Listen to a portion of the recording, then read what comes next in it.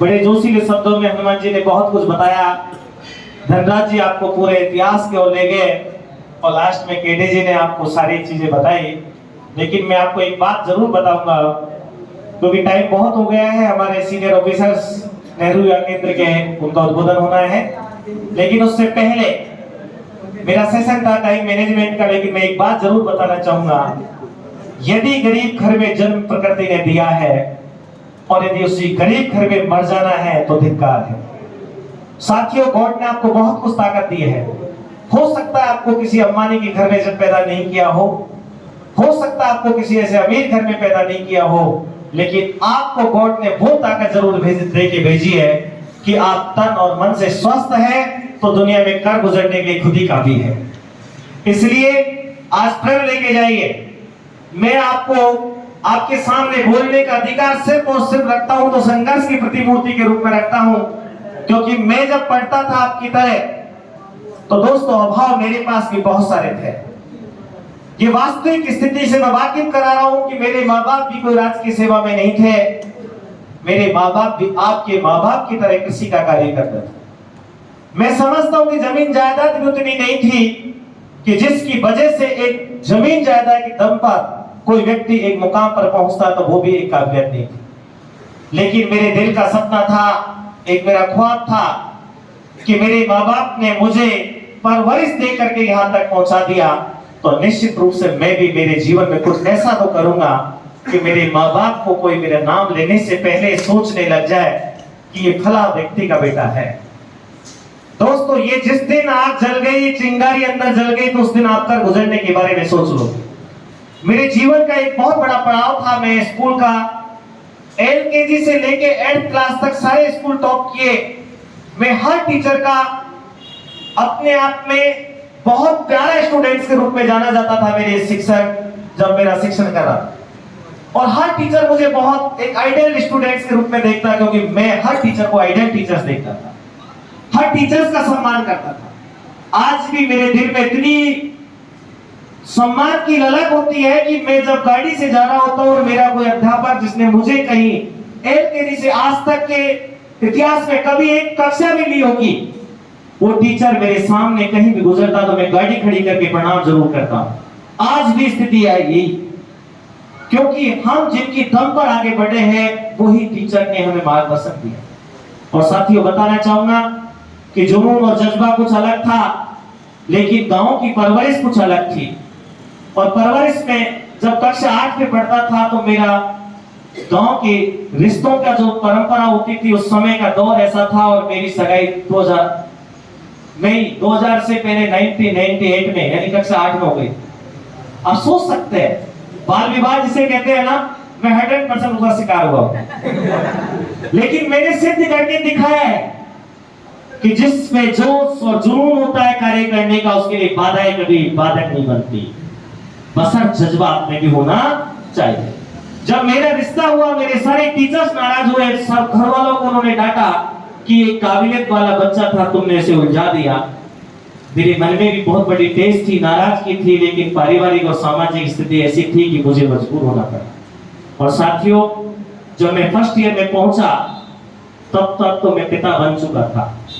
सोच सकते हैं आप कितनी बड़ी परिस्थितियों के साथ गुजरना होता है जब पढ़ने वाले स्टूडेंट को इस तरह की विडंबना में डाल दिया जाए। लेकिन मेरा जज्बा कम नहीं था। मेरे गांव के लोग भी कहने लगे, ये बच्चा पढ़ता रहेगा, अच्छी पद पर पहुंचता, आगे जाके कुछ नाम करता गांव का, लेकिन हम नहीं कर पाएगा। मेरे मन में वो शब्द गूंजते थे, ये कह तो रहे लेकिन मैं करके दिखाऊंगा कि मुझे जो करना है।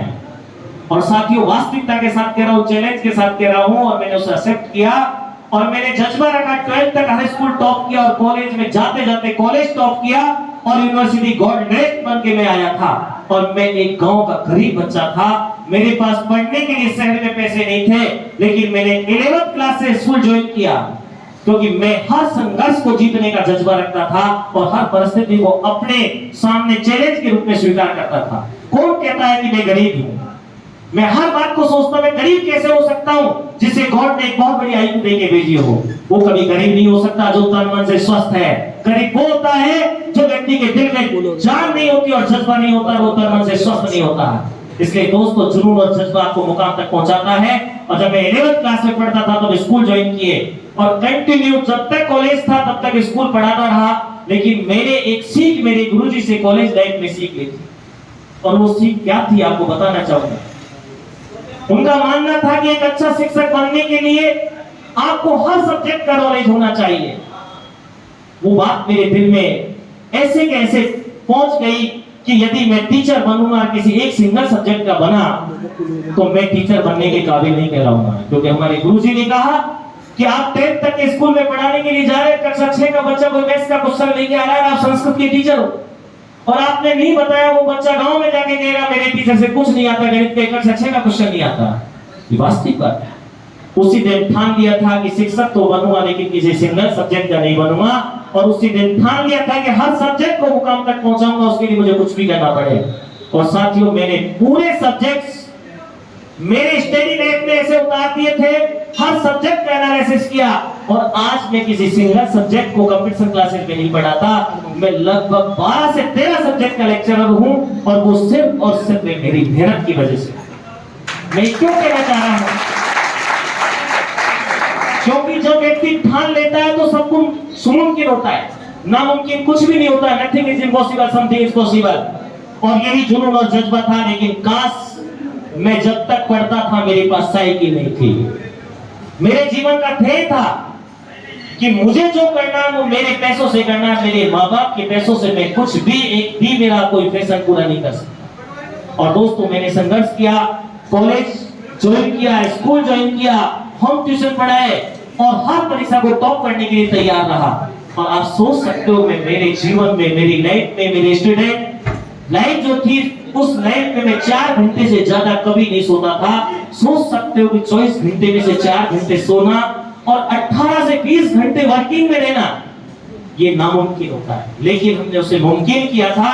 और जब ऑल इंडिया लेवल पे एग्जाम देने का मौका मिला मात्र 4 सीट पर, तो मैंने ऑल इंडिया लेवल पे सेकंड रैंकर से क्वालिफाई किया था, मात्र 4 सीट पे, जिसमें 80,000 फॉर्म थे केंद्रीय विद्यालय शिक्षक। मैं जो बात कह रहा हूं उसका मतलब सीधे सीधे समझना कि जब आप संघर्ष करना सीख जाओगे तो परिस्थिति आपके सामने छूटना सीख जाएगी, और जब आप संघर्ष करना नहीं सीखेंगे तो परिस्थिति आपके सामने पहाड़ बन के खड़ी हो जाएगी, और वो परिस्थिति बार बार तुमको रिमाइंड करेगी तुम ये नहीं कर सकते, यू कैन डू इट, कि तुम कर सकते हो, ये जज्बा होना चाहिए। लेकिन बार बार तुमको परिस्थिति की you can not do it, तुम इसे नहीं कर सकते, आपके मन अंदर एक ही वर्ड होना चाहिए, वी कैन डू इट, मैं इसे कर सकता हूं। क्योंकि मानव दुनिया का सबसे खतरनाक प्राणी है, ये जो ठान लेता है, सोच लेता है, जो विचार कर लेता है वो करके दिखा देता है। क्योंकि मैं 2009 से पहले मेरे गांव का सबसे गरीब बच्चा था, लेकिन मैं 2015 में पहुंचते पहुंचते गांव का सबसे अमीर बच्चा बन गया था। और आज भी मेरे गांव की हैसियत को उठा के देखेंगे तो उनमें सबसे टॉप लिस्ट में आप ही की संस्था का नाम आता है। ये कर गुजरने का जज्बा मेरे में था, क्योंकि जो व्यक्ति मेहनत करता है उसके लिए मंजिल बहुत आसान हो जाती है। दोस्तों आपने एक बात देखी होगी कि जो व्यक्ति छिछले पानी में तैरना जानता है वो समुद्र से मोती निकालना नहीं जानता, लेकिन जिसने गहरे पानी में तैरना सीख लिया वो दिखा देता है कि समुद्र में मोती तो होते हैं, लेकिन उसके लिए संघर्ष करना पड़ता है। जो व्यक्ति फेल होते हैं वो बहाना बना लेते हैं कि नौकरी लगना बड़ा कठिन होता है, पेपर आउट हो जाते हैं और हमारा पढ़ाते वो टीचर पेपर में नहीं आता है। ये सब बहाने होते हैं। वास्तविक बात कुछ अलग होती है कि जो सफल होना चाहते हैं वो कभी बहाना नहीं बनाते, वो वास्तविकता को पहचानते हैं, जज्बात के साथ समझौता करते हैं, वो किसी बहाने के साथ समझौता नहीं करते। क्योंकि जीवन जिया जा सकता है बहानों के साथ, लेकिन बहानों से सफलता प्राप्त नहीं की जा सकती। इसलिए ठान लीजिए कि आप देव क्लासेस के स्टूडेंट हैं। देव क्लासेस के स्टूडेंट की विशेषता होती है, ऑनेस्टी होते हैं, हार्ड वर्कर होते हैं, कंटिन्यूटी को फॉलो करने वाले होते हैं, पंक्चुअल होते हैं, और वो हर जज्बात के साथ खड़ा होना जानते हैं, वो पूरी ईमानदारी से काम करते हैं। और मुझे कहते हुए गर्व होता है कि जब 2011 में मैंने देव क्लासेस की नींव इस खूंटी की धरा पर रखी थी, उस समय के रिजल्ट्स को जब मैंने उठा के देखा था तो 90% सीटें हमारी दूसरे जिले की सीटों से भरती थी। लेकिन साथियों जब ठान लिया था कि बूंदी के 90% बच्चे हमारे इसी बैच से सिलेक्शन होने चाहिए, और उसी के साथ हमने आगाज किया था शिक्षक भर्ती से। और बूंदी के हर जिले के हर विद्यालय में, हर गांव के विद्यालय में देव क्लासेस के स्टूडेंट को मास्टर बना के भेज दिया था। बूंदी के हर थाने और चौकी में एक पुलिस कर्मी भेज दिया था। बूंदी के हर दफ्तर में मैंने अकाउंटेंट भेज दिया था। और बात करोगे आप एग्रीकल्चर सुपरवाइजर की, आप बात करोगे लैब असिस्टेंट की और पशुधन सहायकों की, तो मैं समझता हूँ कि किसानों की सेवा के लिए जितने स्टूडेंट्स यहाँ से सेवा में गए हैं वो पूरे ईमानदारी के साथ आज पूरी बूंदी के हर क्षेत्र में अपनी सेवा दे रहे हैं। उम्मीद है तो सिर्फ एक ही बात ही है कि हमारे बूंदी से अभी आईएएस और आरपीएस और आरएस नहीं बन रहे। मैंने ठान रखा है कि 2025 तक आने वाली वैकेंसी में इसी देव क्लासेस के कैंपस से मैं आरएस और आरपीएस भी निकाल के दिखाऊंगा और उसी के लिए हमने कवायद चालू करती है। और एक पूरा बैच आरएस का एक न्यूनतम फीस में जिसमें लाइट और पानी का खर्चा नहीं निकल सकता। सर मैं आपको बताना चाहूंगा मात्र 10,000 रुपए में 2 साल तक आरएस का फाउंडेशन कोर्स लेना, मैं समझता हूं कि उनके मुंह में जीने जैसी स्थिति होगी। और हमने ऐसे बच्चों का चयन किया है जो बच्चा जज्बा रखते हैं कि मुझे भी एक ऑफिसर बन के जन सेवा करने की ताकत होनी चाहिए, मेरे में भी एक कलम की ताकत आनी चाहिए। वो ताकत हम इसी कैंपस से देके दिखाएंगे, क्योंकि आप लोगों ने देव क्लासेस पे इतना प्यार प्रेम इसलिए दिया है कि मैं किसी किराए की झोपड़ी से आज आपकी परिसर में पहुंच चुका हूं। तो मेरा भी जज्बा है कि मैं भी उन बच्चों को उस दफ्तर में जरूर पहुंचा दूं जिस दफ्तर से नियम और कानून बनते हैं, जहां से न्याय होता है, जहां से योजनाएं बनती है और योजना बनाने वाले उसी देव क्लासेस कैंपस के बच्चे होने चाहिए। यही जुनून और जज्बा है। बसंत आपको कदम से कदम मिला करके मेरे साथ चलना तो पड़ेगा। साथियों, जिसको पैसे का अभाव हो सकता है, आर्थिक स्थिति से जूझ सकते हैं, लेकिन संघर्ष करने का जज्बा जिसके साथ है उसके साथ देव क्लासेस हमेशा खड़ा मिलता है। क्योंकि मैंने ऐसे बच्चों को भी क्वालिफाई किया है जिनके पास रहने को मकान नहीं था, फीस देने को जिनके पास फीस नहीं थी, और मैंने उन बच्चों को एक अच्छे मुकाम पर पहुंचाने के लिए देव क्लासेस से निःशुल्क एडमिशन दिया। और बहुत सारे बच्चे अपनी राज की सेवा में पहुंच करके आज पूरे बूंदी जिले में अपना नाम रोशन कर रहे हैं। ऐसे बच्चों को भी हम देव क्लासेस की ओर से एडमिशन देते हैं। इसलिए आपको लगता होगा कि कभी ऐसा लगे कि जीवन में हम हताश हो गए तो मत सोचिए, क्योंकि हताश होने से बचाने का काम वो देव क्लासेस ही करती है। और हम आपके साथ as a guardian, as a tutor, as a guider, as a motivator, as a teacher पूरी भूमिका निभाते हैं। इसलिए वेलकम है आपका आपकी संस्था देव क्लासेस में। आप भी कदम से कदम मिलाइए और शुरुआत कीजिए एक अच्छे कार्य की। उम्मीद है आगे भी हम प्रयास बनाएंगे, क्योंकि कहा जाता है हम कहते नहीं करके दिखाते हैं। ये वास्तविकता है, क्योंकि देव क्लासेस ने अपना इतिहास बनाया है तो कह के नहीं, वो करके दिखाता है। और हर वैकेंसी में टॉप रिजल्ट्स दे करके आपको वहां तक पहुंचाता है। ये आप ही का प्रेम, आप ही का स्नेह, आप ही का सहयोग और पूरी टीम का मार्गदर्शन रहता है। मैं बहुत बहुत धन्यवाद दूंगा जिन्होंने आज इस सेशन को एक ऐतिहासिक बनाया, जिसमें हमारे टीम के प्रभारी जो नेहरू युवा केंद्र के पूरे हमारे जितने भी सपोर्टर कैंडिडेट्स हमारे साथ जुड़े, उन्होंने अपना अथक सहयोग दे करके और इस कैरियर काउंसलिंग को अपने आप में एक महत्वपूर्ण साबित किया।